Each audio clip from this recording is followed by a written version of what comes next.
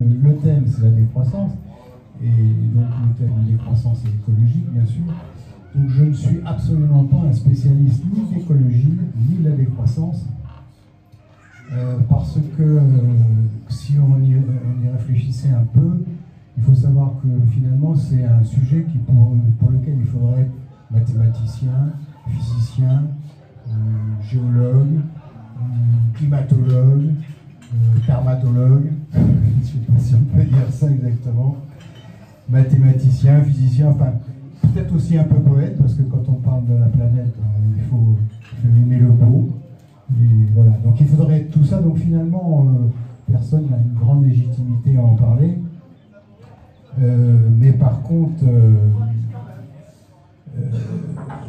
on est vraiment, si vous êtes là d'ailleurs, enfin, c'est pour ça que nous on l'a fait en tout cas, c'est qu'on est particulièrement intéressé parce que c'est ce qu'on appelle la crise du vivant, et que pour certains, et ceux auxquels moi j'adhère, c'est certes une crise du vivant, mais c'est aussi une crise de civilisation, une crise civilisationnelle finalement. Hein. Ça on va le décliner. Je dois vous avouer que pour faire cette conférence, enfin, cette présentation, ça a été un peu difficile parce que inévitablement, mais j'en parlerai à la conclusion, lorsqu'on a affaire à des réflexions sur les événements de notre société, inévitablement on tire des conclusions les uns et les autres qui sont des conclusions politiques.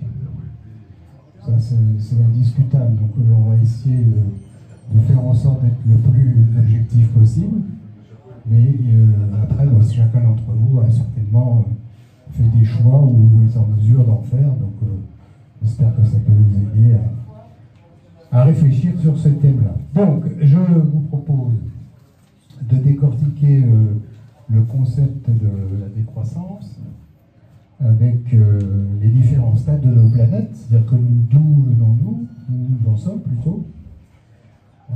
J'espère que ça va marcher.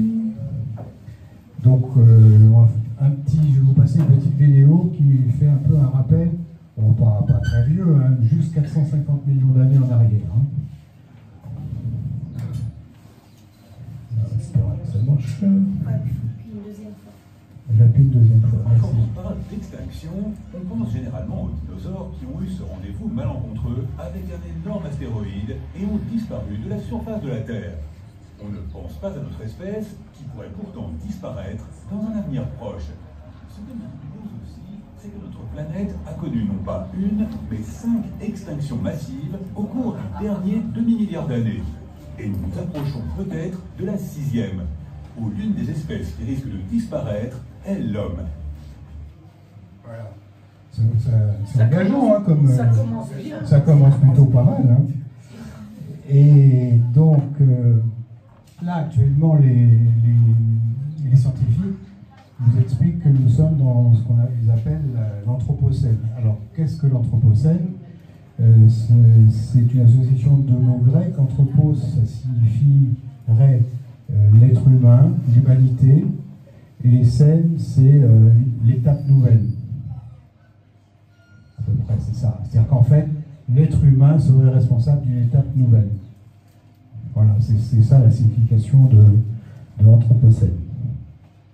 Alors, donc bienvenue dans l'Anthropocène, hein, nous y sommes. Hein. C'est-à-dire que c'est le nom que les scientifiques, donc j'aime dire, ont donné à cette période où les activités humaines dans leur globalité ont de fortes répercussions sur les écosystèmes de la planète, bien sûr, et transforment tout ça à tous les niveaux. Nous serions donc rentrés, là aussi, on a connu les 5 extinctions, mais sur une période de 450 millions d'années, donc c'est quand même très très long dans le temps. Les dinosaures, ils ont vécu 160 millions d'années, sans recevoir de météorites sur la tête. Alors que nous sommes dans une période, l'Anthropocène, qu'on peut situer à peu près, parce que c'est ce que font les scientifiques, à partir des années 1950. Et déjà, les conclusions, quasiment 75 ans après, c'est de dire qu'il y a un grand risque d'extinction aussi. Alors, à ce stade, je vais vous montrer le 26 si c'est donc l'homme qui serait responsable de tout ça, comment il est responsable? Il y a différentes étapes qu'il faut regarder. Bon, ben ça semble évident, c'est déjà la fragmentation des territoires, puisque là, on a créé des espaces, ou plutôt séparé des espaces. Ensuite, un phénomène aussi qui est catastrophique, notamment au Brésil, dans la forêt amazonienne. Acte humain, hein, c'est les humains qui ont organisé ça, la déforestation. La destruction des habitats qui participe bien évidemment à la destruction des espèces et puis au déplacement, y compris de populations humaines d'ailleurs, hein, dans l'histoire. La chasse et le braconnage, parce qu'il y a quand même des gens qui vont chasser des girafes ou des éléphants ou des lions, ça existe encore, un truc. Les rhinocéros, alors soi-disant que les cornes auraient des vertus. Voilà. Aphrodisiaque. L'introduction d'espèces invasives. Alors sur cette photo, il y a le moustique tigre. On n'a pas encore en Mayenne. Si, il y en a qui l'ont vu en Mayenne. Château-Gontier, il y en a. C'est pas mal. L'œuf frelon asiatique. Ça, il y en avait déjà l'année dernière, je crois. On avait vu pas mal de nids. Et là, je ne sais pas ce que c'est. Mais moi, en ce moment, je fais une fixation parce que j'ai une fouine dans mon toit. Donc, je pense que. Mais ça ne doit pas être une fouine. Mais ça ressemble un peu quand même. Sauf qu'on nous a dit qu'il y a. Un bison d'Amérique. Je sais pas. Bon, j'aurais dû vérifier, je sais pas. Enfin bref, introduction d'espèces invasives. Il y a aussi la grenouille du Japon. Ah oui, d'accord. Parmi donc les interventions humaines, bien sûr, celui que l'on connaît, qui est l'un des plus graves, qui est la pollution. Donc là, vous avez quelques images fort sympathiques de ce qu'on peut faire de dégueulasse dans la planète, enfin sur notre planète. Et puis le fameux changement climatique, qui est le sujet le plus évoqué finalement lorsqu'on écoute ou qu'on lit les grands journaux mainstream. Le problème, a priori, ce serait essentiellement le réchauffement climatique. Je ne suis pas du tout climato-sceptique, hein, mais on va voir que ce n'est pas que ce problème-là hein, qui est à prendre en compte. Il est à prendre en compte, mais pas uniquement. Et d'autant que maintenant, vu les raisonnements d'une certaine personne qui a pris la direction d'un certain État aux États-Unis, il va falloir qu'on se préoccupe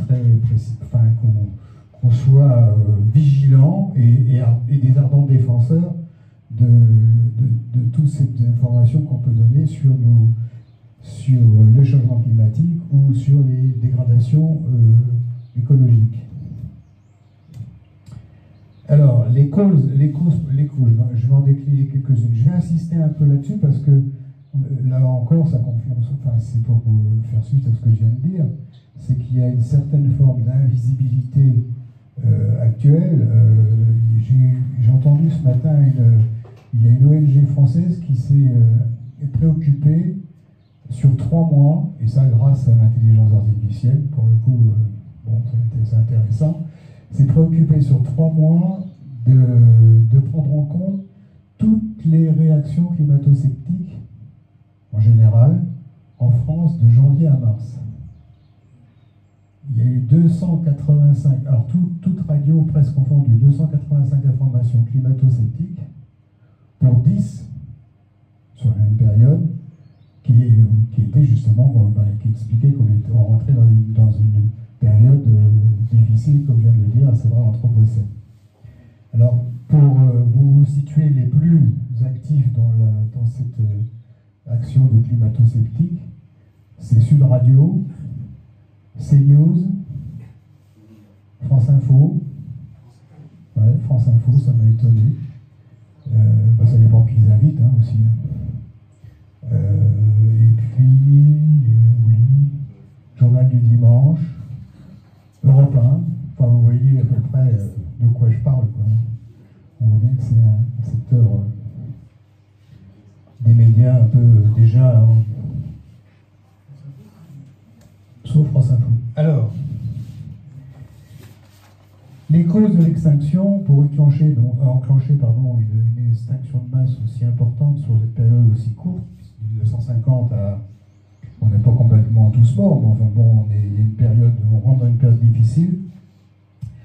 Et j'ai mis cette image-là parce que dans les deux guerres mondiales, première et deuxième guerre mondiale, on a utilisé contre nos soldats ennemis le gaz sarin ou le gaz orange. Et à la fin des guerres, eh bien, les industries se sont reconverties. Et se sont reconverties en quoi? Elles se sont reconverties en fabriquant des pesticides, entre autres. Et puis, elles se sont reconverties en prenant les chars d'assaut, et là, ils ont fait des tracteurs. Et donc, avec ces produits, ces pesticides, on a notamment bouleversé une partie de notre agriculture pour évidemment être dans la production toujours plus de produits. Donc là, le territoire a été réorganisé avec une uniformisation des cultures. Je suis désolé, je suis obligé de lire parce qu'il y a quelques chiffres. Nous avons appliqué finalement des techniques quasiment militaires à la nature, en appliquant une simplification extrême de l'agriculture avec peu d'espèces cultivées, 190 sur les centaines de milliers au total, et 20% seulement représentent 90% des cultures. Et ces cultures sont souvent utilisées avec des semences standardisées, appauvries génétiquement, qui appartiennent à des entreprises privées. Les pesticides de synthèse, ça est considéré un peu comme des armes de destruction massive, finalement. On a créé des centaines de molécules qui sont pensées pour tuer des êtres vivants. Alors, quelques chiffres là aussi. Sur les 530 substances actives qui ont été utilisées en France sur les 10 dernières années, il y a encore plus de 280 qui sont autorisées en 2024. Et là, le Sénat vient de prendre une décision pour continuer encore l'utilisation du glyphosate. 43 000 tonnes ont été vendues en 2021, 48 000 en 2022 et plus de 580 000 tonnes en 10 ans en France, autrement dit des milliards de doses toxiques. Ça c'est la source de ces chiffres, c'est écologie.gouv.fr sur les publications des ventes de phytopharmaceutiques en 2021. Alors, quel est le problème finalement des pesticides, en dehors du fait que finalement ils aident sûrement d'une façon très directe à tuer et à favoriser la production agricole. Ça, c'est un effet effectivement immédiat. Mais les pesticides qui sont bien sûr issus de la pétrochimie sont les produits qui sont fabriqués dans de grandes usines. Il n'y a pas de boutique glyphosate dans nos villes, sinon on n'y va pas avec son petit bidon chercher ses produits. Et ces produits sont fabriqués dans les usines qui sont déclarées tout type Céveso. Alors il en existe en France, je t'avais fait une photo, oui, ça c'est pour vous montrer les anciens chars d'assaut qui sont manuels et tracteurs, voilà. Alors les sites Céveso en France, il y a les sites classés très haut niveau, puis d'autres un peu moins. Il y en aurait 1300 au total, dont 700 avec une dangerosité assez élevée. En Mayenne, on a un site Céveso seuil haut à changer, à Gré-en-Boire, je ne sais pas si vous connaissez les entreprises, et la Lignère Orgère. Voilà. Ces gestions, tu peux expliquer un peu? C'était un endroit où il y a eu, en Italie, c'est ça, merci. Il y a eu un drame, je ne sais plus combien de personnes ont été. Pardon? La dioxine, c'est ça, ouais. Et après, c'est pour utiliser ce mot-là pour pouvoir imposer à ces entreprises une surveillance toute particulière. Ils ont un cahier des charges bien particulier en matière d'écologie. Mais je suis en train de regarder, je crois que je l'avais noté exactement. Non, ça ne trouve pas. Alors, concernant l'intervention sur les plantes, le rôle de ces pesticides sur les plantes, il y a une revue anglaise qui s'appelle, je vais dire en français parce que j'ai très mauvais anglais, Nature, Écologie et Évolution. C'est une revue scientifique britannique qui, paraît-il, est une revue de référence et qui donne les informations suivantes, à savoir que il y a 571 plantes à graines qui ont disparu depuis 1750. Je dirais ça remonte un peu. Hein. Et depuis 1900, 3 espèces de plantes disparaissent chaque année, soit 375 espèces qui auraient disparu depuis 1900 encore. Donc c'est un rythme qui est de 2 fois et demi plus rapide que la disparition des mammifères, des oiseaux et des amphibiens combinés sur exactement la même période. Donc ce sont les plantes qui souffrent le plus, bon, par rapport à ce que je viens de présenter, à savoir sur le rôle des pesticides. Alors, sur les conséquences aussi, non pas que sur les plantes, mais bien sûr, c'est aussi sur les insectes, à commencer par les abeilles. Là, en faisant ça, j'ai découvert que l'abeille était apparue il y a 100 millions d'années. Pas hier. Hein. Donc, les abeilles, eh bien, elles ont disparu de... c'est ça. Elles sont fabriquées, une production du miel. Voilà, la production du miel a été divisée par 2 au cours des 20 dernières années.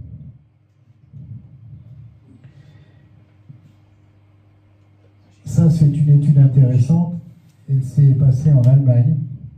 Entre 2017 et 2020, il y a une étude en Allemagne de 63 zones protégées, principalement des grandes forêts d'arbres, de feuillus. Et ils ont constaté sur cette période-là, enfin sur ces espaces-là, ces 63 zones protégées, une perte de 78% de la biomasse d'insectes volants entre 89 et 2016.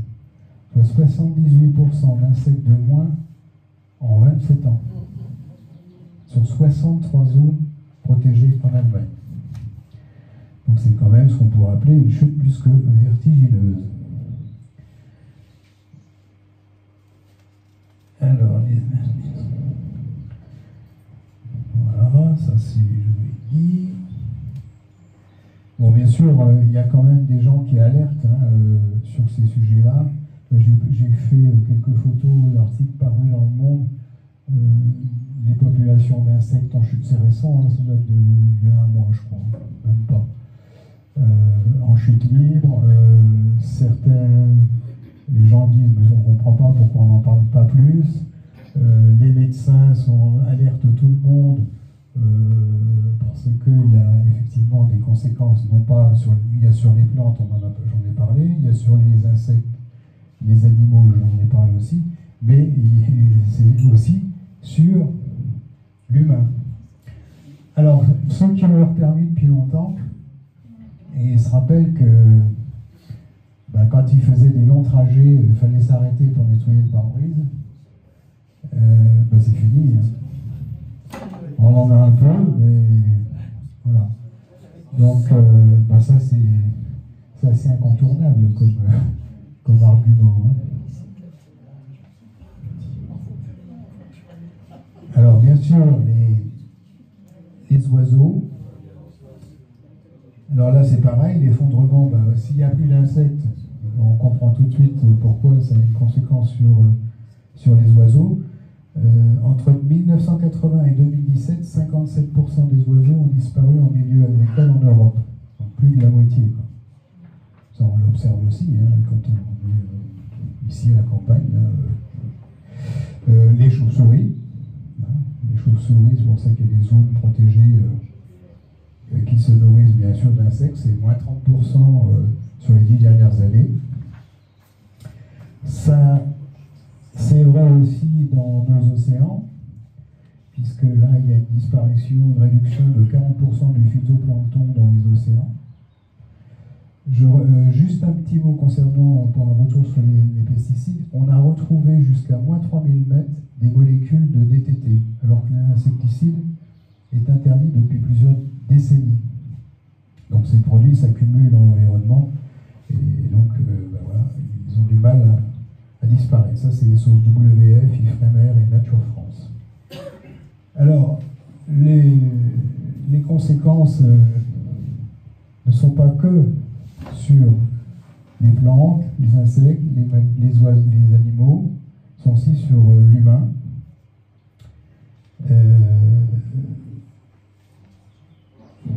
Où là, entre 1978 et 2000, les cancers ont augmenté de 63%.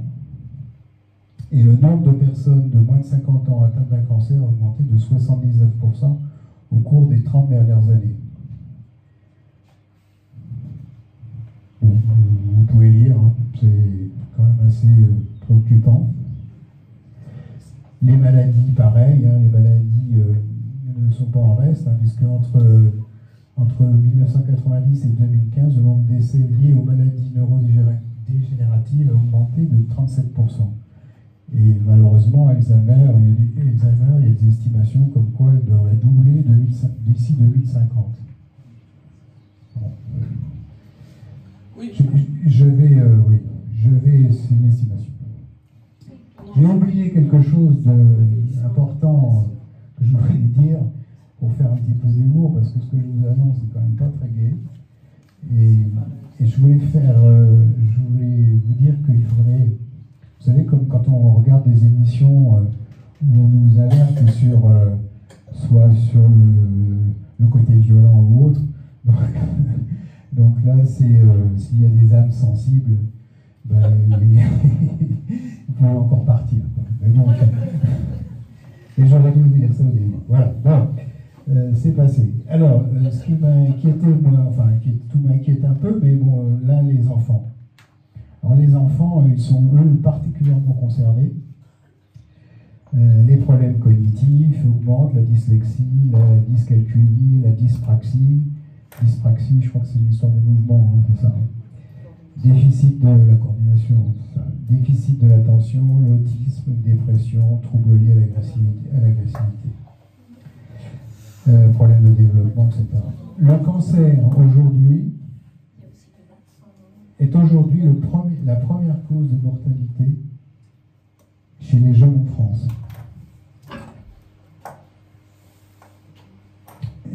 Et alors, l'argument qui consisterait à dire qu'il y a certes beaucoup plus de cancers parce que la population est vieillissante, a priori, les enfants, voilà, ils ne sont pas tous obèses, il y en a, ils ne sont pas tous quand même, ils ne boivent pas tous de l'alcool, et a priori, ils ne fument pas.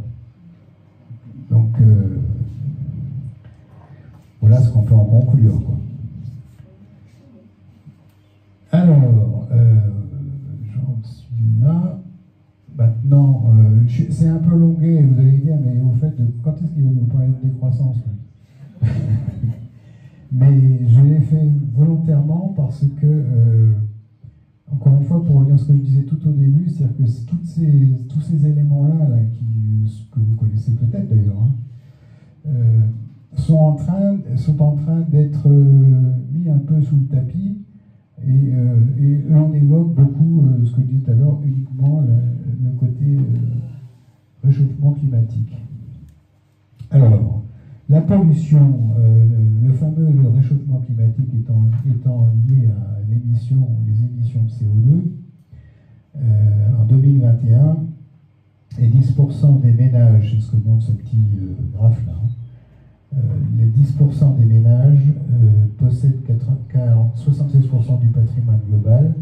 Les 1% des plus riches ont capté 38% de toute la richesse. Ça, c'est le World Inequality Report de M. Thomas Piketty, pour ceux qui le connaissent, un économiste français reconnu internationalement. Ce qui sous-entendrait à dire que qui dit droit à la fortune dit droit à polluer, parce que les mêmes 10% des plus riches à l'échelle de la planète sont responsables de la moitié des émissions totales de gaz à effet de serre. Alors, si aujourd'hui on parle d'une augmentation de 1,5 degré qui serait déjà un seuil relativement difficile pour la nature, on pense qu'on va sûrement dépasser ces 1,5 degré. Mais si cette population, parce que quand on a de l'argent, on prend l'avion plus souvent, on prend les plus grosses voitures, enfin bref, on consomme plus, et que si toute la planète devait avoir un niveau de consommation à l'identique de ces 10%, alors là, l'augmentation de la température sur Terre, on serait entre 4,9 à 6,5% degrés. Et là, on rentrerait dans des zones tout à fait catastrophiques. Ça, c'est le scénario moins.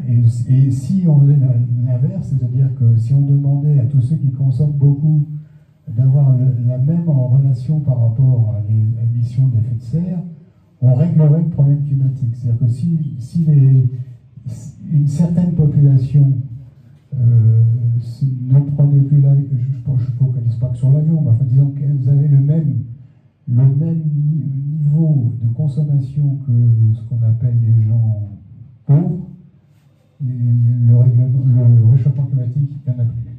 Alors vous direz, c'est un raisonnement qui ne vaut pas, parce que de toute façon c'est impossible pour l'instant. Hein. Enfin pour l'instant, même demain. Quoi. Alors ça c'est bon. Alors j'ai pris cet exemple-là parce que c'est l'exemple du pêcheur somalien. Le pêcheur somalien, lui, il voit son poisson se raréfier. Le niveau de la mer monter, donc lui, je pense qu'il n'a probablement jamais pris l'avion. Hein. Et donc il n'a participé ni au réchauffement dont il hérite, hein, ni à la surpêche, puisque c'est pas lui qui l'a fait. Donc, pourtant, il en verra, lui, probablement et pleinement le prix, et eux parmi les premiers.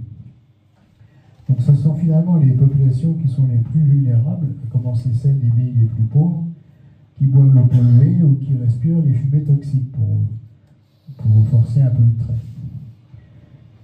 Alors, vous voyez que la notion d'anthropocène, donc l'humain qui participe à la nouvelle étape, qui participe à la création d'une extinction, présente de profondes inégalités, même si nous sommes de la même espèce, nous ne sommes pas tous égaux en termes de responsabilité, on s'en fout, ni en danger encouru non plus, face aux catastrophes écologiques.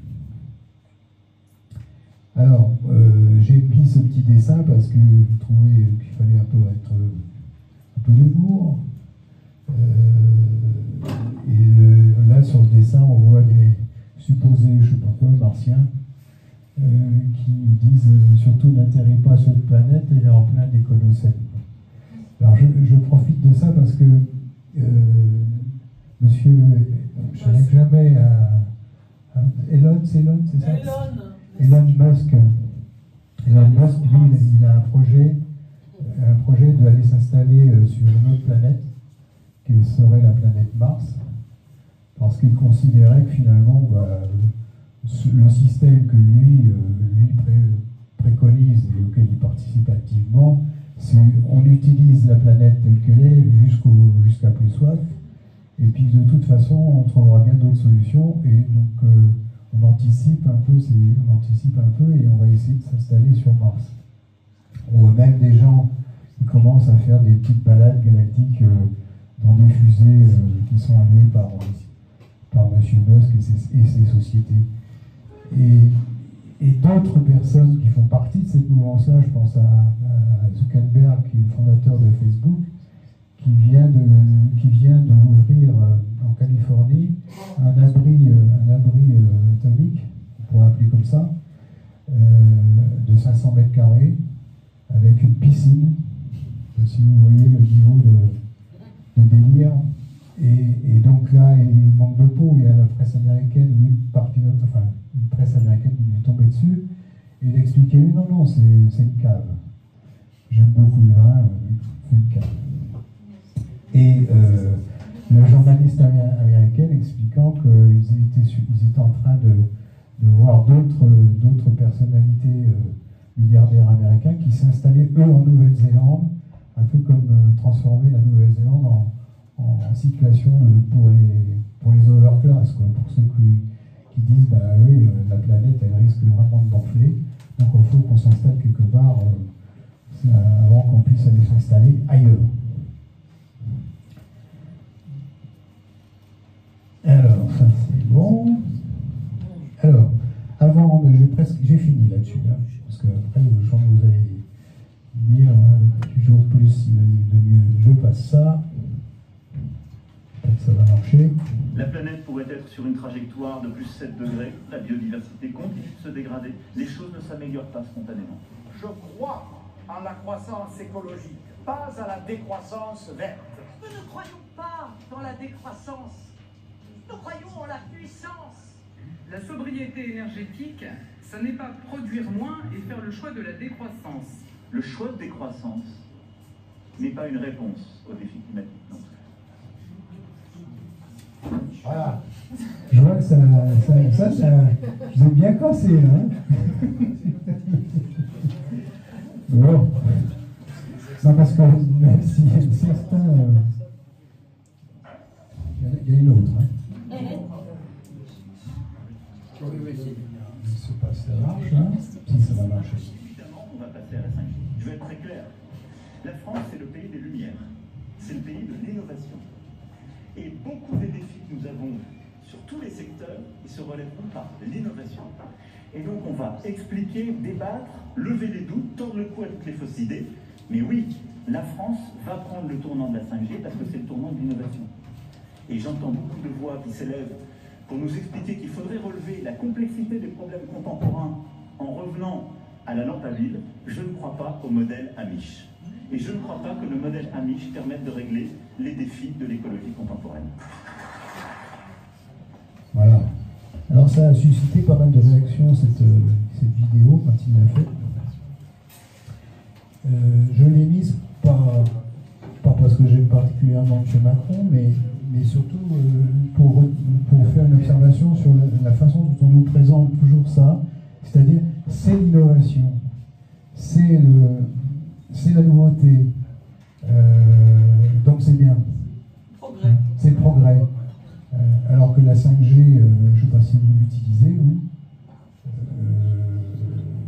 Moi, je vois, voilà, on nous l'a imposé, quoi. C'est automatique, on n'a pas le choix, il n'y avait jamais eu de discussion particulière. Il n'y a pas eu de référendum. Il n'y a pas eu de référendum. Il n'y a rien, oui, je pense qu'il fallait faire un référendum, mais bon, voilà, c'est l'innovation, donc c'est bien. Alors, une croissance illimitée dans un monde limité est-elle possible? Alors ça, c'est le point important, c'est-à-dire que l'utilisation des ressources, d'un côté, et les possibilités qui sont réservées à notre planète. Vous verrez, je vais vous montrer un graphique, je ne sais pas si c'est celui-là après, non, ce sera après, où on voit qu'on a déjà utilisé à fin août toutes les possibilités. C'est une façon de calculer notre utilisation des limites de la planète. Alors, ça... Dans la nature, ça se passe comme ça. Tout ce qui vit grandit, puis un jour ou l'autre, s'arrête de grandir. Car si la croissance du vivant était illimitée, qu'adviendrait-il? Lorsqu'ils ont atteint leur taille adulte, les arbres cessent de pousser. Le hamster doré, lui, stoppe sa croissance au 18e jour. Quant à l'être humain, Il se fixe en moyenne à 1,70 m. Mais il y a des choses dont la croissance semble sans limite. L'économie mondiale, par exemple. Résultat, nos armoires débordent, nos déchets s'accumulent, la nature se déchaîne, les espèces disparaissent. La croissance économique est-elle tout de même une bonne chose? Seit den 80er Jahren ungefähr sehen wir eine Auseinanderentwicklung. Die Wirtschaft wächst weiter, aber das Wohlergehen der Menschen stagniert oder geht sogar zurück. If we really cared about the plight of the poor, we would stop using so much energy, rare earths, and other renewable resources.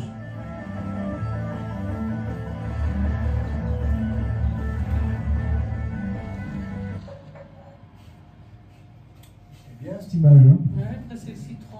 On va presser le citron. Voilà. Alors, ce petit dessin-là, je le trouve assez chouette aussi, c'est limite écologique. Et là, il y a un train là, qui s'appelle Capital et Isthme.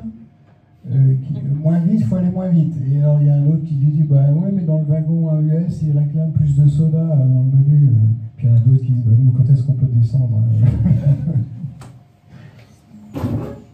Alors, la croissance, donc, puisque apparemment c'est le mantra qui fait que nous allons normalement progresser, et ce qui a été le cas d'ailleurs, parce qu'il faut aussi dire qu'il y a eu des choses qui ont été liées, qui ont largement progressé grâce à une certaine croissance. Je pense notamment au milieu médical ou même dans d'autres milieux. Mais cette croissance, comment elle est calculée, comment on peut la valoriser, comment on peut la comprendre? Eh bien, c'est par un outil qui s'appelle le PIB. Alors, le produit intérieur brut. Alors, le PIB, je vais vous montrer une petite vidéo qui explique comment ça fonctionne. Mais à l'origine, c'est un russo-américain, Kuznets, qui a inventé ça dans les années 30, après la Grande Dépression de 29, où il fallait absolument trouver un critère de jauge de toutes les interventions qui pouvaient être faites pour sauver l'économie. Et il avait trouvé un système qui a l'avantage d'être relativement simple, c'est qu'on compile tout, on met tout dans le même paquet, et en fait c'est une grosse addition qui additionne toutes les activités économiques du pays, et ça a permis à l'époque aux États-Unis de se dire, bah là, il faut peut-être qu'on investisse sur ce domaine-là, ou peut-être qu'on arrête sur celui-ci. Donc c'était quand même une méthode un peu simple, mais qui a donné naissance au PIB. Alors, j'espère que ça va marcher.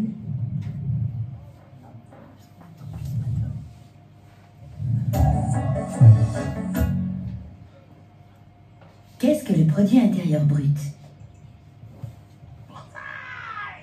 Le produit intérieur brut, PIB, est un indicateur qui mesure la richesse d'un pays, c'est-à-dire tout ce qui est produit dans le pays en une année. Pour calculer ce PIB, une des possibilités est d'additionner les valeurs ajoutées de tout ce qui est produit dans le pays. On distingue deux types de valeurs ajoutées. Les valeurs ajoutées des productions non marchandes, c'est-à-dire celles produites par les administrations, comme une heure de cours réalisée par un enseignant. Et les valeurs ajoutées des productions marchandes, c'est-à-dire celles produites par des entreprises privées. Elles sont égales à leur chiffre d'affaires, c'est-à-dire le prix des produits, multiplié par la quantité de produits vendus, moins l'ensemble des biens et des services détruits ou transformés lors du processus de production, c'est-à-dire les consommations intermédiaires. La notion de prix se retrouve donc dans les valeurs ajoutées utilisées pour le calcul du PIB. On parle de PIB nominal. Or, si les prix augmentent d'une année sur l'autre, le PIB va augmenter alors que la quantité produite n'aura pas augmenté. Pour pouvoir comparer le niveau de richesse d'un pays d'une année sur l'autre, il faut donc enlever la variation des prix pour se rendre compte uniquement de la variation des quantités produites. Pour cela, on utilise l'indice des prix à la consommation, IPC, mesuré par l'INSEE. On obtient alors le PIB réel. Attention, si on souhaite comparer le niveau de richesse entre pays, il faut convertir les PIB dans une monnaie unique, le dollar PPA, parité du pouvoir d'achat. Celui-ci permet de gommer les différences de niveau de prix entre les pays. Il faut également prendre en compte le nombre d'habitants par pays. Plus il y a d'habitants, plus la production globale peut être importante. On divise alors le PIB de chaque pays par le nombre d'habitants du pays. On obtient alors le potentiel de richesse de chaque habitant. Cependant, la richesse d'un pays ne se limite pas forcément à sa production, mais pourrait également prendre en compte la qualité de vie dans ce pays. D'autres indicateurs, comme le bonheur intérieur brut, BIB, intègrent la santé ou l'équilibre entre la vie professionnelle et la vie de famille, par exemple. Ces nouveaux critères sont encore difficilement mesurables, mais permettent d'entrevoir une nouvelle approche de l'économie. Il y a des pays qui le calculent, hein. Oui, on va vous le Le bout de sang. Alors, c'est justement ce tableau-là, il fait l'état de ce fameux BIB, et avec ce qui est pris en compte, bien sûr, c'est le PIB classique, le soutien social dans les pays concernés, l'espérance de vie étant quand même un critère important, parce que c'est là où on voit quand même les moyens qui sont mis en face de la population, de vie en bonne santé, oui. La liberté des choix de vie, la générosité, la corruption. Alors vous voyez que le premier, dans ce tableau-là, le premier État qui lui ferait bon vivre, c'est la Finlande, et ensuite le Danemark. Ces deux pays-là sont en train de prendre en compte, y compris dans leur constitution, une démarche de décroissance. La France, elle est où? Et la France, elle doit être 24e, je crois. Voilà. Voilà. Et oui, il y a un peu de marge. Et ce tableau-là montre les PIB, le classement des PIB par pays. Je crois que là, oui, la France est 24e dans le PIB et 7e dans le PIB. Les États-Unis sont premiers, enfin ils vont passer, la Chine va passer devant les États-Unis en 2025. Eux ils sont premiers, ils sont 20e dans l'autre type de classement. Alors la décroissance, on y arrive. On chantait que comment ça nous parler de décroissance un jour. Bon alors vite fait. Alors, je vous donne quand même un petit peu les origines. Alors, le document principal qui a traité de décroissance un jour, c'est ce fameux rapport, qu'on appelle le rapport Meadows, un rapport qui est sorti donc en 1972, qui aborde la possibilité d'une croissance économique infinie et l'inéluctable pénurie des matières premières à venir. Ce rapport-là, ils étaient surtout très focalisés sur l'augmentation de la population sur la planète. C'est-à-dire qu'ils considéraient qu'en fait, un enfant, une famille avec 2 enfants, ça suffisait largement parce que sinon on n'allait pas s'en sortir. C'était un peu l'approche qu'ils avaient faite. Donc ça, c'est la Bible des décroissanteurs. On a eu en France des gens qui nous ont alertés sur le sujet. Là aussi, je ne sais pas si vous vous rappelez, les anciens se rappellent, voilà, qui nous disaient bientôt on va manquer d'eau. C'est le geste qu'il fait. Là. Bon, il a fait 1,74%. À l'époque, on prenait vraiment pour un rigolo. Moins que Krivine. Voilà, moins que Krivine. Un autre homme qui lui aussi fait partie des références lorsqu'on parle de décroissance, c'est M. Nicolas Georgescu-Roegen qui est aux États-Unis. Alors lui, il était excessivement, enfin très radical. Hein. C'est pour ça que j'ai mis une de ses phrases. Vous voyez qu'il dit « Chaque fois que nous produisons une voiture, nous le faisons au prix d'une baisse du nombre de vies humaines à venir. » Ouais, paf, comme ça, voilà. La décroissance, eh bien, elle a été... les gens ont fait de la décroissance sans trop le savoir, mais il y a eu des mouvements en France contre justement une économie intensive.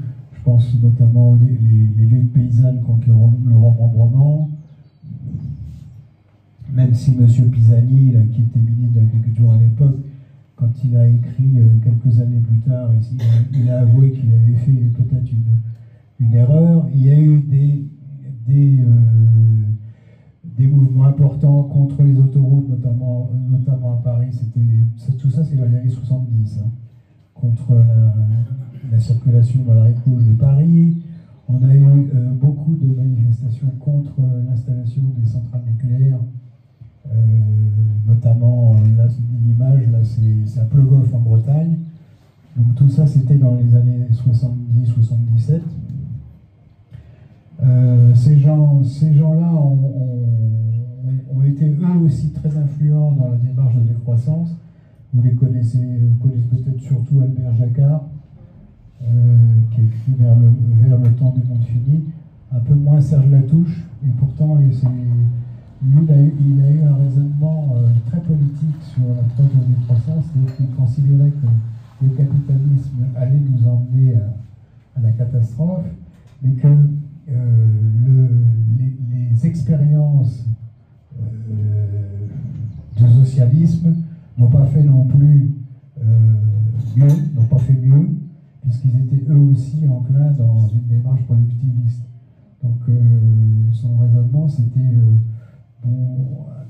ni capitaliste, ni marxiste communiste, enfin, ni socialiste plutôt.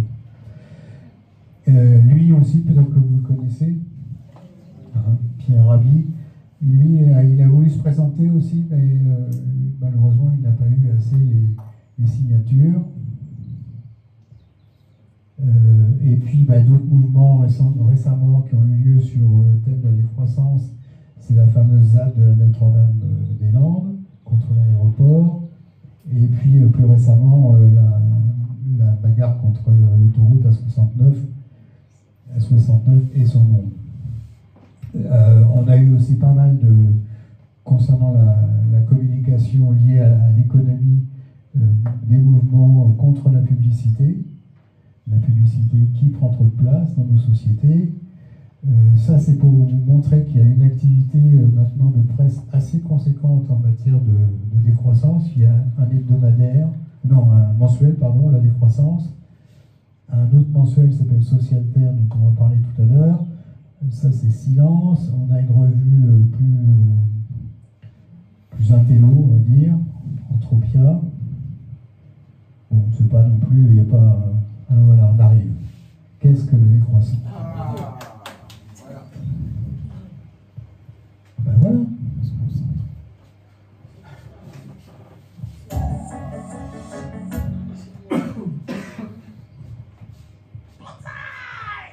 La décroissance, qu'est-ce que c'est?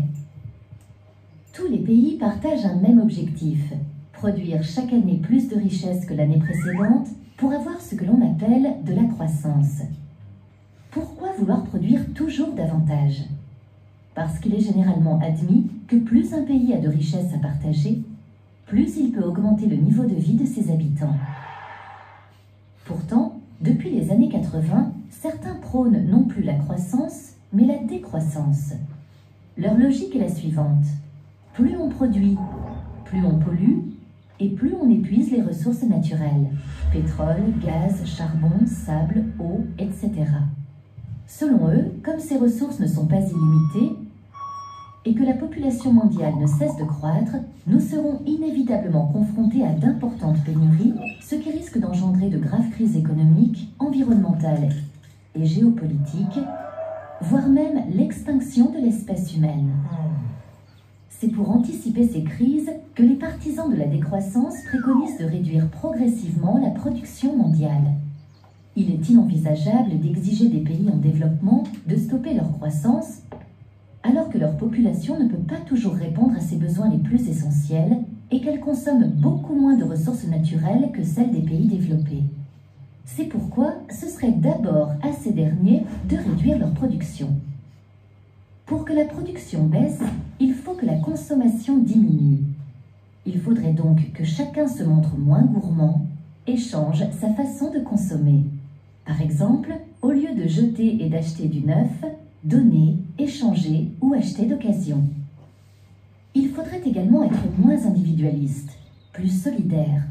Par exemple, afin d'éviter que la réduction de la production n'entraîne une hausse du chômage, il faudrait accepter de réduire son temps de travail pour partager les emplois. Pour que ce modèle fonctionne, les décroissants soulignent qu'une coopération internationale est indispensable. En effet, il faut que tous les pays s'entendent sur des règles communes, des quotas d'émissions de CO2 par exemple, car la pollution d'un pays ne s'arrête pas à ses frontières. De plus, généralement, un pays n'accepte d'imposer des règles contraignantes à ses entreprises que si les autres le font également, car il ne veut pas perdre en compétitivité. Si la théorie de la décroissance soulève de vraies questions sur la pérennité du système actuel, elle est souvent qualifiée d'utopiste, car elle demande des changements culturels et une solidarité internationale qui semble impossible à mettre en place. Alors, au début, on avait imaginé d'appeler cette soirée-là décroissance, solution ou utopie. Bon, après, j'ai enlevé parce qu'effectivement, on se rend bien compte que la tâche est colossale. Hein. Colossale. Voilà, faire comprendre à M. Poutine qu'il va falloir faire de la décroissance, à M. Trump qu'il faudra faire de la décroissance. C'est pas gagné. Hein. Donc, pour résumer quand même, je vais maintenant vous passer une petite vidéo d'une définition qu'a faite un monsieur qui s'appelle Timothée Paric. Il m'a beaucoup servi à faire cette petite présentation. Il est très intéressant. Et Timothée Paric, qui travaille pour la revue Sociétaire dont on a parlé tout à l'heure, il est titulaire d'un doctorat en économie au Centre d'études recherche et développement international de Clermont-Auvergne et de Stockholm et en Suède aussi. Hein. Et alors lui, il va vous dire ce qu'il en pense de la décroissance. Il donne une définition en fait. Une réduction de la production et de la consommation pour alléger l'empreinte écologique planifiée démocratiquement dans un esprit de justice sociale et dans le souci du bien-être. Alors la décroissance, c'est une sorte de grand régime macroéconomique pour des pays en situation d'obésité écologique. Enfin, c'est clair, hein. Mais ça ne peut être que décidé, cette réduction de croissance ne peut être décidée que démocratiquement et dans un souci de bien-être de bien-être social et de bien-être pour la nature aussi, puisque c'est un peu le but. Hein. Alors pourquoi j'ai mis ça, hein? Ça on a bien vu. La planète pourrait être sur une trajectoire de plus 7 degrés, la biodiversité continue de se dégrader, les choses ne s'améliorent pas spontanément. Je crois à la croissance écologique. Excusez-moi, ça j'ai déjà vu. Voilà.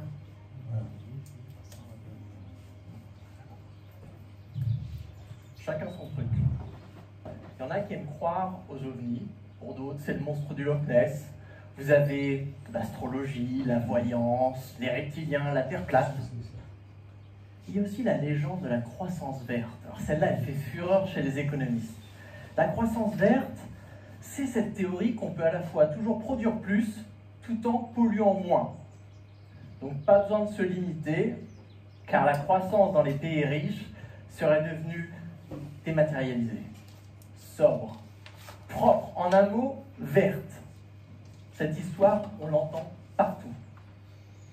Le problème, c'est que c'est faux. Alors j'ai mis cette petite vidéo parce qu'effectivement, comme il dit, aujourd'hui on s'aperçoit qu'effectivement le système économique capitaliste qui consiste à, avec le capital, de créer de plus en plus de profits pour les actionnaires et pour ceux qui sont propriétaires du capital, ont compris qu'il y avait un tournant qu'il fallait prendre. D'ailleurs, je ne sais pas si vous savez que le GIEC, vous avez entendu, j'imagine, parler du GIEC, a été créé à la demande de Margaret Thatcher et de Ronald Reagan, pour ne pas taxer ces gens-là de gauchistes révolutionnaires. Hein. Donc c'est parce qu'ils étaient, ou du moins on leur avait bien expliqué, qu'il y avait des tournants à prendre dans le système capitaliste qu'il fallait prendre et qu'ils ont appelé pour certains le capitalisme vert, c'est qu'on voit, vous voyez comme moi, quand vous faites vos courses, il y a des produits maintenant biologiques dans les grands supermarchés. La communication, elle est essentielle, enfin, elle est vraiment beaucoup tournée sur la protection de la nature. Que vous achetiez des Kleenex ou vous achetiez du sopalin ou je sais pas quoi, on vous explique que tout ça c'est fait pour protéger la nature.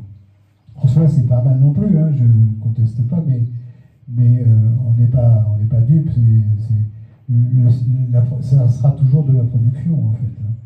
J'ai un copain à moi qui me dit de toute façon, même quand la Terre sera foutue et qu'on sera tous en enfer, il y aura bien un capitaliste qui viendra nous vendre des combinaisons inofigées. Donc, parce qu'effectivement, ce sera beaucoup plus difficile de modifier ce système économique que nous subissons, hein, les uns et les autres aujourd'hui, que de faire des efforts pour avancer vers une réduction des températures et de faire baisser notre impact sur l'effet de serre. Alors, parce que je vois que l'heure tourne, donc je vais essayer un peu d'accélérer, mais je vais vous donner, s'il y a une information qui est intéressante, c'est, à votre avis, est-ce que les Français, qu'est-ce qu'ils pensent les Français de ce concept de décroissance? Est-ce qu'ils sont contre, pour ou pas? Pour? Ouais. D'autres avis? Pas forcément au courant? S'en fiche? S'en fiche. Alors, la société Odaxa a réalisé un sondage qui a été fait à la demande du MEDEF. Si vous connaissez le MEDEF. Et oui, on y est. Oui. Eh bien, 67% des Françaises et Français sont favorables à la décroissance. Et c'est énorme. Hein. Et en fait, on sait que finalement, les Françaises et les Françaises, ils font comme M. Jourdain, ils font la décroissance sans le savoir. C'est-à-dire qu'on utilise beaucoup de systèmes, les recycleries par exemple, les vides-greniers, les circuits courts, on essaye, ici à Saint-Pierre, on essaye de trouver des gens qui nous font des fruits, pas des légumes surtout, pas trop loin, les ventes directes, des produits d'occasion sur le bon coin, les back market, c'est pour la téléphonie et les ordinateurs, ça marche plutôt bien aussi. On a des bénévoles qui aspirent à la vie des associations, hein, voilà, quelques-uns ici. Hein. On a des diplômés qui maintenant veulent avoir des métiers qui font sens et qui s'intéressent à voilà, par exemple, Stéphane, un ingénieur agronome qui a un métier qui fait sens, s'occupe de permaculture. À Grenoble, oui. Hier, j'ai entendu un pilote d'avion qui arrête. Et moi, je ne peux plus faire ce métier-là parce que je sais que mes avions, ils polluent. Donc j'arrête, je fais autre chose. C'est quand même assez nouveau comme façon qui prouve que l'idée, elle passe quand même. Hein. Et puis la quête de l'alimentation saine, ça aussi, c'est quelque chose qui rentre dans les habitudes, avec la difficulté sur ce thème précisément, c'est que l'alimentation saine et le bio, c'est pas forcément ce qu'il y a de plus économe, et que tous les gens, et encore une fois ceux qui n'ont pas les moyens, forcément ils se retrouvent un peu lésés sur cette affaire-là, donc parce qu'il n'y en a pas assez en fait. Alors je vais, pour terminer, je vais vous montrer, j'ai pris ça dans des programmes d'organisation politique, je ne vais pas vous donner le nom, à vous de deviner, sachant que la décroissance n'est pas relayée d'une façon claire et nette et engagée, que ce soit à droite, à extrême droite, pas du tout, pas beaucoup, parce qu'ils considèrent que l'écologie, c'est des gens qui veulent nous imposer des règles et tout, c'est péditif et tout ce qu'on veut. À gauche, il y a quand même une culture productiviste à gauche qui persiste, qui vient d'assez loin. C'était des Keynésiens, ils pensaient qu'il fallait augmenter le pouvoir d'achat pour pouvoir donner les moyens à tout le monde de pouvoir consommer. Mais ça commence à venir. Il y a les Verts, même chez l'Europe Écologie Les Verts, la notion de décroissance commence à un peu à pénétrer.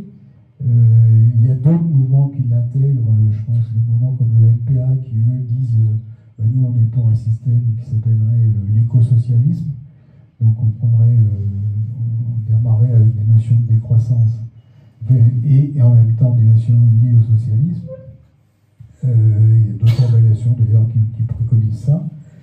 Donc il y a surtout des associations comme Oxfam, comme Attac qui sont vraiment qui impactent beaucoup sur ce sujet-là, mais il y a un peu qui, enfin, je veux dire, c'est pas une majorité quand même, c'est pas encore entré dans les mœurs politiques. Sauf une organisation, je ne sais pas si vous la connaissez, qui s'appelle Génération Écologie, qui est gérée par Dominique Bateau, si ça vous parle. Voilà. Pardon ? Ah, c'est Delphine Bateau, j'ai dit Dominique. Alors, quelles sont les demandes, ou plutôt les sujets sur lesquels souhaiteraient travailler les gens qui s'occupent de décroissance? Je vous lis là, donc interdiction des pesticides et produits chimiques cancérigènes, suppression des liaisons aériennes pour lesquelles il existe une alternative en transport en commun de moins de 5 heures. Ça ne va pas être facile. Baisse du prix du train, relance des trains de nuit, augmentation des prix des vols via une taxe immédiate sur le kérosène. Vous savez que le kérosène, c'est le seul carburant qui n'est pas taxé. Investissement d'urgence ferroviaire, rétablissement des lignes abandonnées, obligation du maintien des lignes en service, développement du ferroutage. Voilà, bon, il y a des pays qui ont commencé, je pense l'Allemagne a beaucoup développé tout son ferroutage. Interdiction de la publicité pour tous les produits utilisant directement des énergies fossiles, pour les voitures, sur les plastiques. Couvre-feu énergétique, interdiction des panneaux publicitaires lumineux, extinction des bureaux, des vitrines, interdiction du chauffage des bâtiments vides la nuit. Mais j'ai ma fille qui est en Australie, elle me dit c'est incroyable, mais tout est éclairé, mais H24 quoi. Éclairé, chauffé, clim et tout ça, ça marche H24. Tous les bâtiments à Sydney, voire en France c'est pareil, à Paris, je ne sais pas exactement quelles sont les conditions, mais... Moratoire sur la construction de tous nouveaux centres commerciaux à l'extérieur des villes, qui ont les 10 de cap de vie, détruisent le petit commerce de proximité et aggravent la dépendance à l'automobile. Réduction de la vitesse maximale autorisée à 110 km/h sur autoroute. Je passe, création d'une journée végétarienne européenne par semaine pour populariser la diversification des protéines dans l'alimentation. C'est vrai que souvent dans les mouvements de décroissance, il y a une incitation à éviter de manger trop régulièrement de la viande. Interdiction des importations d'agrocarburants en Europe ainsi que les OGM de tous les produits, sanctions diplomatiques graduelles à l'écart des pays qui sortent de l'accord de Paris sur le climat, dénonciation du CETA et arrêt des négociations sur tous les accords commerciaux. Bon, tout ça, c'est des sujets qui sont d'actualité en ce moment. Réensauvager l'Europe pour la création d'un réseau européen d'espaces protégés et de continuité écologique. Respecter la biodiversité, photovoltaïque sur les toitures, pas en sol, en espèces naturelles. Alors on va faire tout à l'heure une petite incise, c'est pour ça que j'insiste un peu là-dessus, sur ce thème-là. Voilà. Pas de nouveaux réacteurs nucléaires en Europe, application des normes post-Fukushima. Bon, il y a toute une série de préconisations politiques, parce que ça c'est des actions politiques, qui sont conséquentes, mais on voit bien qu'elles vont buter à la fois sur notre perception globale du sujet et à la fois sur le manque vraiment d'associations et mouvements politiques en faveur de toutes ces évolutions qui pourraient être possibles et qui pourraient agir dans le sens d'une amélioration de notre planète, enfin de notre environnement. Alors, avant de passer un petit peu au débat, aux questions que vous pouvez avoir, je vais demander à deux personnes d'intervenir, parce qu'ils viennent de pas très loin, ils viennent de Cossé en Champagne, hein, donc c'est en Mayenne, et de virer... non. Voilà. Et qui vont nous parler, ils sont représentants de l'association des amis riverains de la vallée du Trelon. Je ne sais pas si vous connaissez le Trelon. Voilà. Et qui vont vous parler des difficultés de Cossé et de Viré qu'ils rencontrent actuellement. Merci. Je vais parler comme ça. J'aime bien parler sans micro. Merci pour la parole. Puisque vous connaissez la vallée du Trelon, c'est la vallée qui délimite la Mayenne et la Sarthe. C'est la vallée jumelle de la vallée de l'Erve. Alors bien sûr, elle est beaucoup moins grandiose, mais elle est beaucoup plus sauvage. Elle a été préservée parce que personne ne la connaissait jusqu'à présent.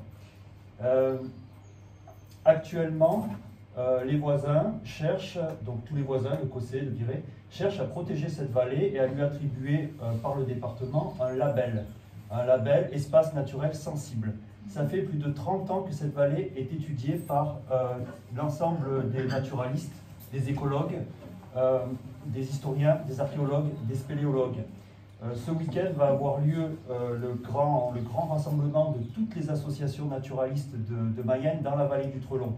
Donc il y aura le CPIE, Mayenne Nature Environnement, les ornithologues des Avaloirs, il y aura le Conservatoire des espaces naturels. C'est quelque chose d'extrêmement important. Et là, hélas, dans cette vallée, il y a un projet d'un parc agrivoltaïque en plein milieu du corridor écologique. C'est 35 hectares de parcelles pour y déposer du photovoltaïque et y faire paître peut-être ces projets, des moutons en dessous. 35 hectares qui vont être clôturés, donc des kilomètres de grillage au milieu de l'espace naturel. Et comme si ça ne suffisait pas, le porteur de projet, c'est Total. Ça fait donc 2 ans qu'on est au courant que ce projet est en cours. Personne n'a d'informations sur le projet à part les politiques locaux, la préfecture. Et peut-être je pourrais faire écouter quelque chose. Je vais passer. Il y en a pour 10 secondes. Hein. Non, c'est rapide. Donc en fait, voilà, on essaie de discuter avec les autorités locales. Donc voilà. Donc hier soir, il y avait un conseil municipal à Cossé-en-Champagne pour savoir si la commune était, enfin, nos représentants, étaient favorables ou non au projet Total. Moi, j'ai demandé la parole en tant que président, puisque ça fait 2 ans qu'on n'a jamais eu la parole, pas une seconde. J'ai donc demandé la parole. Et là, en tant que président d'association. Vous ne faites pas partie du conseil municipal? Non. Donc j'ai demandé la parole au conseil municipal, comme on le fait dans des villes, dans des villages de 300 habitants. Donc, réponse. C'était hier soir. C'est un maire de l'association des amis riverains de prendre la parole ce soir. Réglementairement, je ne devrais pas la parole ce soir. C'est pas dans les... on pourrait éventuellement, mais ce soir, il n'y aura pas de parole. Voilà. Donc, j'ai pas compris. Alors, le maire a dit qu'il refusait la parole. Donc, ça fait 2 ans qu'aucun habitant n'est au courant de ce projet. Donc, on n'a jamais pu parler. Et hier, j'ai demandé, juste avant le vote de nos élus, j'aimerais parler de manière brève, c'est-à-dire 3-4 minutes, juste avant le vote. C'était son droit, il l'a refusé, donc voilà. Donc la commune acte positivement le projet de Total. Il a le droit de refuser. Il a absolument le droit de refuser. Il a le droit, c'est son droit le plus strict et j'ai rien dit. Refuser tout débat. Mais voilà, donc on n'en a jamais parlé à Cossé-en-Champagne. On se retrouve face à ce projet. L'enquête publique commence le 27 mai. Tout le monde peut aller voir le commissaire enquêteur et donner son avis sur le projet. Donc le 27 mai, sans doute des centaines de documents, de pages de documents vont nous être donnés. Et je vous invite, si vous pensez vraiment que la lutte vaut le coup, de venir vous exprimer devant le commissaire enquêteur ou d'agir par Internet. On a déjà fait passer une pétition qui a recueilli 1100 voix déjà aujourd'hui. 1100 signatures. 1100 signatures, donc on a un peu tout. On a des politiques, locaux, on a des députés. Stéphane Bern m'a écrit une longue lettre et a signé et participera à l'enquête publique. Stéphane Bern, oui, qui connaît le coin parce qu'il avait aidé Agnières. Donc il connaît en fait tout le coin. Agnières aussi. Et donc il est horrifié par le projet. Voilà. Donc si vous voulez nous aider, je vais vous donner des documents simplement pour faire une pétition en ligne. Et si vous voulez participer à l'enquête publique, merci beaucoup, ça nous aidera. On a énormément de soutien chez les politiques, on a énormément de soutien dans les associations, dans les syndicats. Et là, maintenant, on a vraiment besoin d'un gros mouvement populaire pour dire non, il y a des choses qui ne se font pas. Et les voisins de Saint-Pierre, on vous attend. Est-ce que vous pourriez nous rappeler l'effet nocif du photovoltaïque? Parce que c'est quand même l'enjeu. Alors, on se dit que le soleil c'est bien. Ah, le soleil il est bien. Tout le monde aime le soleil. Et l'énergie tirée du soleil c'est moins polluant. Alors l'énergie tirée du soleil. On se trompe. Non, pas du tout. Là, ça va se passer, c'est-à-dire que c'est pas sur des toitures, par exemple, sur des toits. Ça va se trouver sur des prairies très fragiles, encerclées de grillages de 2 mètres de haut, et qui vont complètement fragmenter le corridor écologique de la vallée. Parce que c'est contre la rivière qui va être le projet. Il va être de part et d'autre des rives du Trelon. Nous, on relie la Grande Charny, qui est une grande forêt de Mayenne, jusqu'à Auvergne-l'Amont. C'est un corridor écologique exceptionnel qui est non fragmenté jusqu'à présent. C'est 40 hectares que Total peut détruire. Il va mettre des grillages de 3 mètres avec des caméras tout long, 2,50 m à 3 mètres. Et il n'y aura plus les chevreuils, plus les animaux qui pourront passer. C'est comme un territoire qu'on prend de la nature. Et donc tous ces animaux qui traversent, qui peuvent aller et venir librement, c'est terminé. Et toute la petite faune, on a 9 espèces de chauves-souris, on a les cousines de l'herbe qui sont chez nous au Trelon, on a des grottes tout le long, on a du néolithique, des grottes néolithiques qui sont répertoriées. Tout ça, ça va être terminé.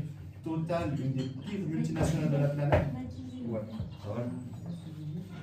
Je pense que le problème pour moi, c'est pas il ne se pose pas à l'énergie solaire. Non. Loin de là, mais seulement si je reprends juste la santé, je fais la liaison entre l'exposé de Dominique et tout à l'heure, il a présenté un entonnoir. Non, mais c'est important de préciser. Il a présenté un entonnoir. Sur cet entonnoir en haut, qu'est-ce qu'il y avait? Quel est le pourcentage? C'est quelques pourcents. 1%. Quelquefois 1%. Donc, total. Parce que l'énergie solaire, on peut le faire, si on veut le faire réellement, si le politique veut le faire, on peut le faire sur les toits de maison. Seulement, quand on le fait beau sur les toits de maison, on enlève une part à cette portion certaine, ce pourcentage qui est en haut de l'entonnoir. On le prive de la continuité de la fonction. On ne le prive pas de la fabrication des panneaux, mais on le prive de tout ce qui est gain de toute la production. Donc je pense que le groupe, il ne s'oppose pas, il s'oppose de 2 côtés. 1, pour préserver la nature, et 2, c'est pour que la richesse devient au peuple. ne reste pas chez Total, on va créer de l'énergie, on a besoin d'énergie électrique, on peut le créer sans qu'il y ait attaque à quoi que ce soit. Qu'est-ce que tu voulais dire? Savoir les bénéfices pour la mairie si elle accepte le projet. Alors, il n'y a rien de signé, mais j'ai assisté aux conseils municipaux. Vraisemblablement, il y aurait, donc c'est un projet de 15 millions d'euros, et il y aurait 20 000 euros par an pour la mairie, qui perdrait en dotation puisqu'elle en péréquation. Donc on serait à 15 000 ou quelque chose comme ça par an pour la mairie. C'est un projet qui rapporte 15 000 euros à la mairie, c'est ça? Par an, donc 80 euros par habitant. Ouais. Donc c'est pas grand-chose. Ouais, moi, pour avoir connu d'autres... Oui, c'est une blague, c'est content d'avoir un petite commune, ça m'arrive. On vous envoie le projet. Et pour être clair, c'est pas le projet de Total au départ. Non, mais c'est un bien propriétaire. Il y a un propriétaire qui va louer, et qui est un agriculteur, qui c'est un projet agrivoltaïque. Oui, donc c'est lui qui a monté le projet. C'est Total qui monte le projet. Lui, il est désireux d'avoir ça sur son terrain, et c'est Total qui monte le projet. C'est fait comment? Mais non, mais... Il va toucher combien? Ça, il faut regarder les chiffres sur Internet, mais en gros, ce qu'on a sur Internet, et ce que moi j'ai pu entendre dans des syndicats, entre 3 et 5 000 à l'hectare par an. Ce qui veut dire 35 fois 3 à 5 000 divisé par 12. Moi, c'est les chiffres qu'on voit sur Internet et que j'ai entendu dans les syndicats. Et avec sûrement un investissement au départ. Il va toucher à peu près 15 000 euros net par mois, si on en croit les chiffres moyens. Par mois? Par mois. C'est beaucoup, ça part. Non, c'est pas an. Non, c'est 5 000 euros l'hectare, c'est 5 000 euros l'hectare en moyenne. Non, c'est par mois. C'est 5 000 euros l'hectare par an. Oui. Mais il y a 36 hectares fois 5 000. Vous faites le calcul 36 fois 5 000 et vous divisez par 12. Ça fait à peu près 15 000 euros. Voilà. Ce qui est beaucoup quand même. Et là, il y a la question du partage de la l'enquête, tout le monde peut aller dans une enquête publique. C'est où le... Alors, le site, c'est à Cossé-en-Champagne, c'est entre Cossé et Viré, au pied d'un château. Il y en a des. Alors, oui, mais tout le monde est contre en réalité. Tout le monde autour. Il faut aller sur change.org. Voilà, c'est donc le site des pétitions. Il faut aller voir là-dessus. Voilà, on va boire une bière. Allez, on va boire une bière, ceux qui veulent. Attends, il a été le millième à signer. C'est le millième. Merci beaucoup pour votre. Alors, est-ce que. Non, mais merci à toi d'être venu intervenir. On avait envie de le faire depuis un moment. Il faut re-signaler qu'on peut le faire par Internet. On peut le faire par Internet, on peut aller se rendre devant le commissaire enquêteur et on peut envoyer des courriers papier au commissaire enquêteur. Il ne faut pas oublier de dire je suis opposé à ce projet. Toujours dire parce que la plupart du temps, ils regardent que la première ligne, ils ne rentrent pas dans le détail. Et donc si on veut que notre position soit vraiment prise en compte, il faut marquer je suis opposé à ce projet. Et ensuite, éventuellement, on développe. Dire moi j'habite sur l'herbe, le Trelon c'est un voisin, je suis solidaire entre l'herbe et le Trelon. Ça, c'est un argument. Je suis solidaire? Entre la vallée de l'Herbe et la vallée du Trelon. C'est deux vallées jumelles. Je suis défavorable au projet parce que voilà, c'est deux vallées sœurs. On veut être solidaire avec la vallée du Trelon. C'est un projet inutile parce que, comme tu dis, il a sa place dans d'autres endroits. Pour mettre des parcs solaires. Il y a juste que c'est beaucoup plus facile de faire ça en compte. C'est pas obligé du tout de donner la parole. Non, je sais bien, je connais la réalité. Aujourd'hui, ça c'est pas obligé, on la connaît. Bien sûr. Je pourrais. Non, mais je Vas-y, je travaillais avec effectivement la valeur ajoutée, disons, il y en a quelques-uns qui peuvent se la partager, et entre autres Total. Oui.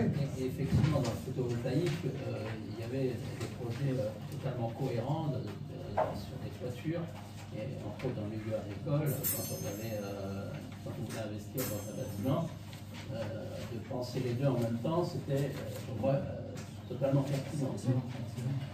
Là, ils sont en train de mettre un grand frein à capacité d'investissement.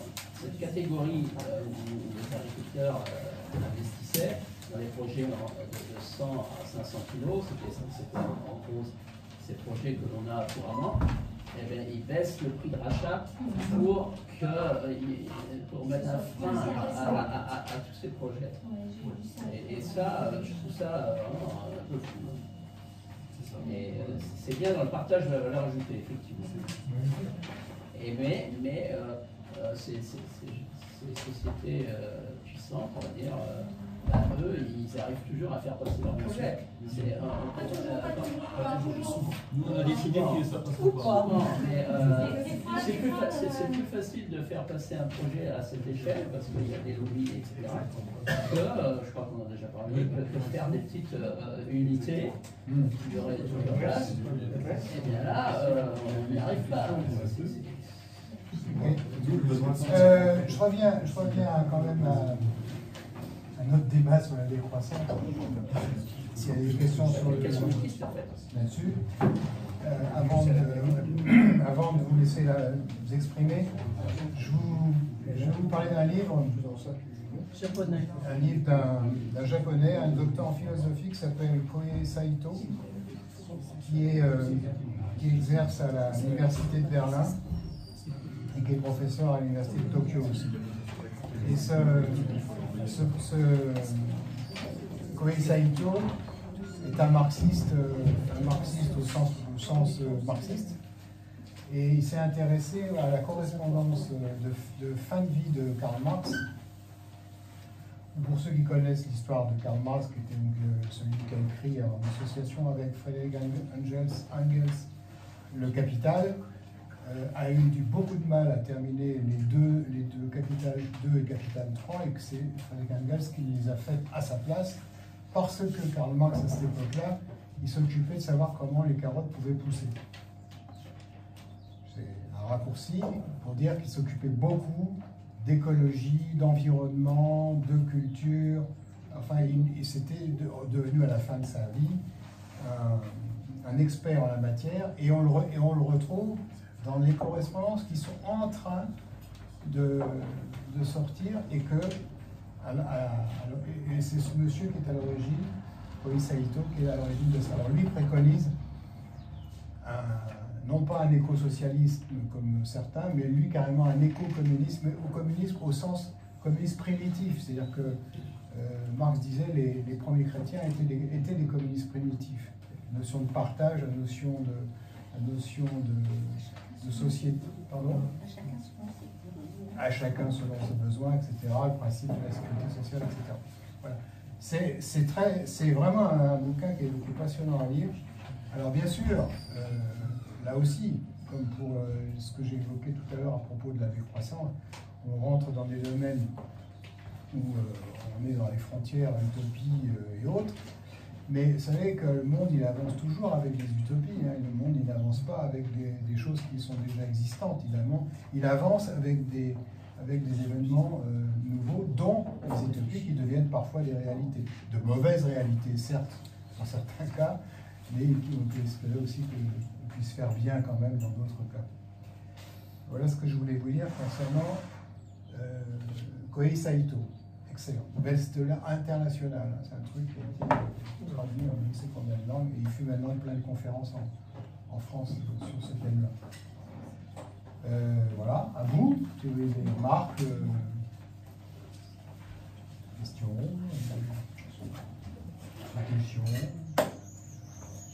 vas-y, alors oui, j'ai trouvé ton exposé extrêmement riche, surtout tout le préambule qui nous a tenus en haleine pour savoir enfin ce que signifiait la décroissance. Et on a bien compris, même si tu as passé dessus un peu vite, c'est que c'est le système qui nous met dedans.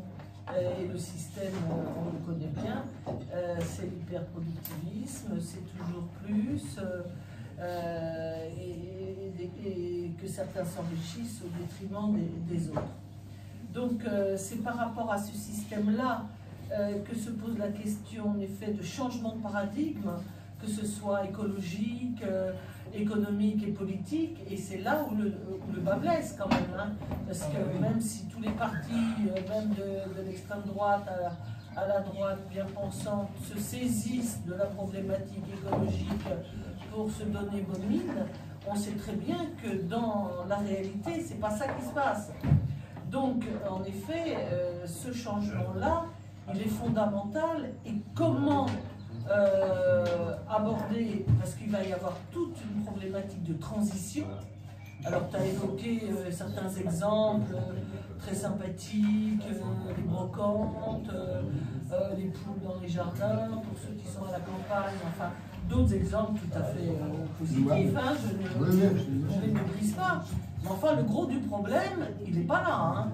C'est l'affrontement avec la classe dominante qui nous conduit dans le mur, et c'est là où c'est difficile. C'est là où c'est difficile parce qu'ils ne se laissent pas faire, parce que ce qui compte, c'est la marchandisation des produits, et non pas leur intérêt d'usage, c'est leur intérêt de marchandise. Et c'est là où va y avoir un affrontement inévitable, inévitable.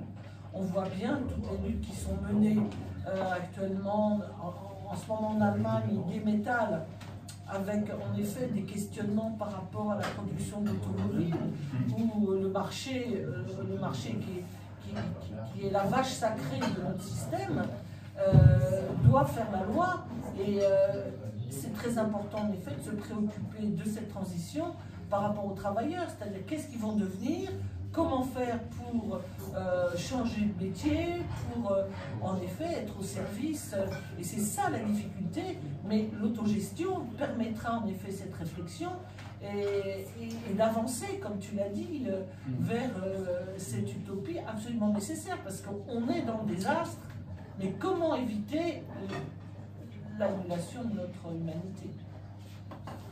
Oui, tout à fait. Merci pour l'intervention. D'autres remarques ou on s'arrête là? Et je voudrais juste rajouter un truc de vous. Pour les jeunes qui nous écoutent, surtout ne désespérez pas. C'est pas parce que Dominique a brossé, hein, je parle pour mes petits-fils qui sont là. C'est pas parce que Dominique a brossé un tableau très noir de l'avenir, c'est entre vos mains, pour les nôtres aussi bien sûr, que l'avenir doit se propulser vers une humanité digne de ce nom, et on peut encore y arriver. Alors, comme d'habitude, c'est une bonne habitude, on termine toujours nos petites soirées par un repas pris ensemble, on continue nos discussions. Cette fois-ci, on a fait un café, un peu pour ceux qui ne sont pas trop frileux, manger dehors. Vous allez pouvoir vous servir au buffet, c'est 10 €. On a des salades, du fromage, des fraises ce soir. Et un grand merci à tous ceux qui participent à la vie de cette association Vivo, au sein du Vivant. Et donc je vais essayer d'oublier personne. Merci Isabelle, merci à Laurent, merci à Dominique, merci à Jocelyne, merci à Anna, Evelyne. Evelyne, merci. Merci à vous d'être là aussi, et puis merci à nos amis du Trollon. Merci d'être là. Ah oui, bravo.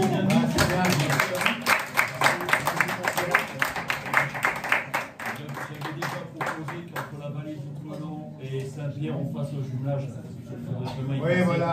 Ça nous ferait du bien aussi d'être expliqué. Bah oui, c'est le sens de l'histoire. Alors